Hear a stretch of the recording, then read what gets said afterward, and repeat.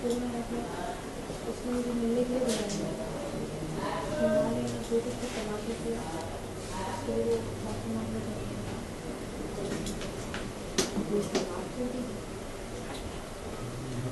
माफ़ नहीं करूँगी, लेकिन उसने जो मेरे साथ किया है उसका हिसाब जरूर चुकाना चाहती हूँ।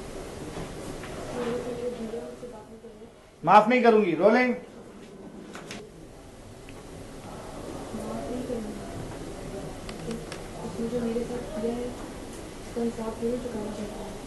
उसकी वजह से मेरे भैया मुझसे बात नहीं कर रहे, मेरी माँ इतनी परेशान है।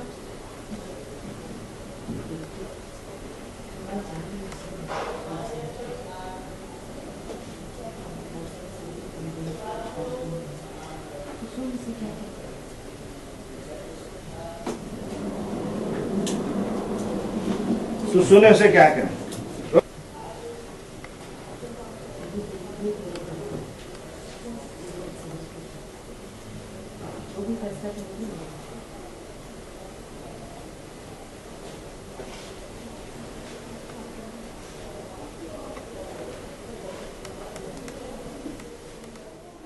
कट। ठीक है, ये अपन क्लोज में वाइप लेंगे और उसका भी हो जाएगा इसमें। ऑन एक्शन आ जाओ।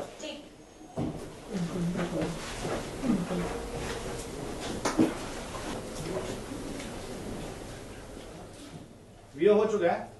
Rolling action.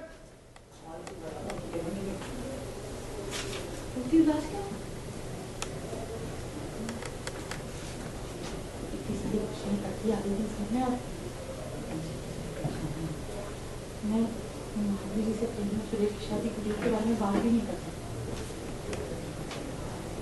जैसे मुझे समझ में ना और रचना की सारी परेशानी की को पता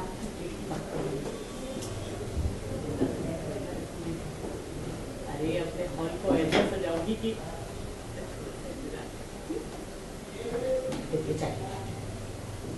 इतना सारा कीचड़ कैसे लग गया तेरे? हैं? जा तू फटाफट कपड़े बदली, मैं तेरे लिए चाय लेके आऊं। जा जा जल्दी जा। अच्छा सुन, चाय में अदरक वाली बना रही हूँ तेरे लिए। कट। वीडियो। काश की रचना को उसका प्यार मिला, मुझे नहीं मिला, इसलिए मैं उसकी तकलीफ अच्छे से समझ सकता। कट। एक्चुअली सुरेश की जो बहन है रचना, वो शादी से पहले शी इज़ प्रेग्नेंट है।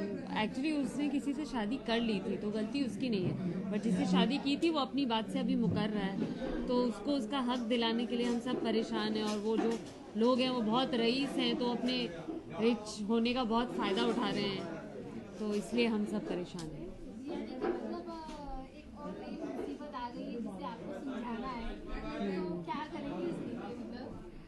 अब क्या करेंगी मम्मी, बताओ क्या करूँगी। असल में क्या, हमारे पास तो मुश्किलें आती रहती हैं, ये घर ही ऐसा है, इसमें 4 औरतें रहती हैं, मतलब 2 लड़कियां और 2 वो, और मुश्किलों को हमें सामना करना बहुत अच्छे से आता है।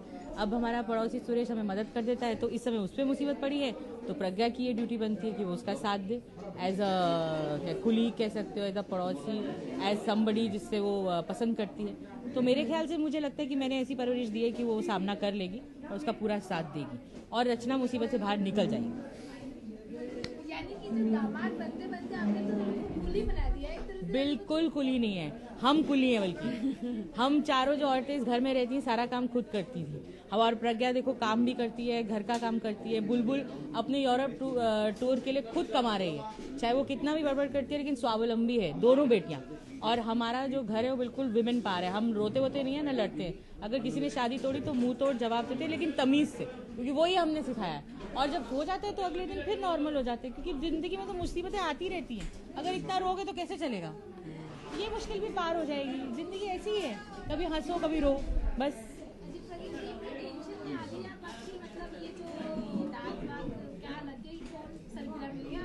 वही एक सरफिरे से इंसान मिल गए थे रास्ते में जो गाड़ी चला रहे थे, और कीचड़ उन्होंने मेरे पे उछाल दिया, और फिर मुझे गुस्सा आ गया क्योंकि मैंने देखा वो अभी है, तो अभी की वजह से हमारे घर में बहुत प्रॉब्लम चल रही, तो मैं और गुस्सा हो गई, तो वो गुस्से में आ रही थी, और उसके बाद रच्चू मिल गई, उसके बाद माँ मिल गई, तो और मैं इमोशनल हो गई।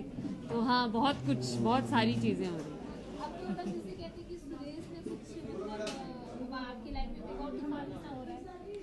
तूफान सा तो हो रहा है, लेकिन तूफान और भी बड़ा है क्योंकि माँ को अभी तक बताया नहीं। और मैं माँ जानती हूँ कि माँ मेरी शादी को लेकर कितना परेशान रहती है और अभी कितना खुश है। तो बड़ा तूफान वो है कि अभी तक माँ को बताया नहीं। यानी कि मतलब जिस दिन पता चलेगा उस दिन सुरेश की झाड़ू से पिटाई होने वाली है। मतलब मेरी बेटी को उसने अगर आंख में एक भी आंसू दिया ना तो ऐसा मारूंगी उसको मैं, देखना। यानी कि सुरेश की सामत आने वाली है। बिल्कुल, जितना उसको प्यार और पकौड़े और चाय खिलाइए ना उतनी उसकी मार पिटने वाली है।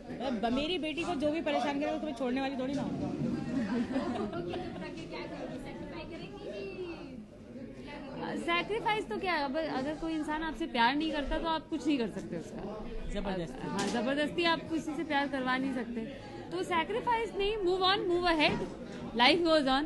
तो आगे बढ़ने की बात है और कुछ नहीं। यानी कि नए सुरेश की तलाश मिल जाएगी। नहीं, तलाश हमेशा हर किसी की नहीं होती। आप जिंदगी मतलब अरे जीते इतनी- रहते कोई मिल जाता है इतनी आपको। अच्छी लड़की है कि खुद कोई वही तलाश करते करते आ गए, फिर चूज करेंगे कि कौन? देखिए कौन।